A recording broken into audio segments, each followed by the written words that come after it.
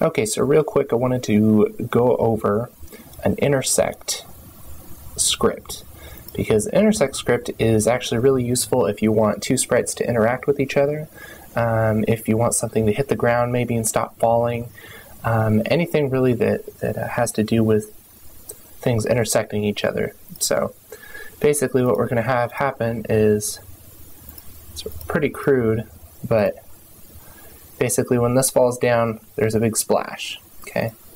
So really what this is made out of is there's three sprites. There's the splash, there's the glass, and then there's the ice cube. So on this one, we have just a simple falling script, which is basically an adding script for the location V. Okay, so this is whatever sprite it's attached to, so vertical location is set as its vertical location, but plus 10. And that's on every frame. So every frame, it's going to fall 10 pixels, basically.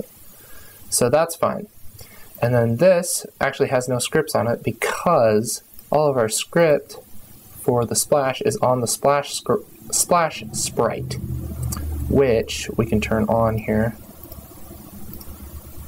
I just set the blend to 0 so that it's always hidden, but you could move it off screen or you could do whatever you want to do, but that's not the point. Go to that script, and it's a really simple thing. There's a few lines of code here, but it's really, really simple. Okay, you just talk about on exit frame, so every frame I want you to check if this sprite, which is sprite ice, okay, which actually, don't get confused because this is attached to the splash, but really it's talking about this and the glass most of the time. So we're going to go back. The script that's attached to the splash says when the ice sprite intersects the glass sprite, so when this sprite intersects this sprite, do something, okay? So when it does that, then we're going to set me.spritenum, which is the sprite this is attached to 100. And if it's not touching it, set it to 0. So basically, if this is in the glass, fade me up. And if it's not, then keep me at 0. So that when it falls in, it turns itself on like that. So the syntax for this is the sprite that is going to intersect something, okay? So sprite ice, and then property has the property of intersecting, and it's called a dot intersects. That's kind of what they use for it. And then this is really important, and it's really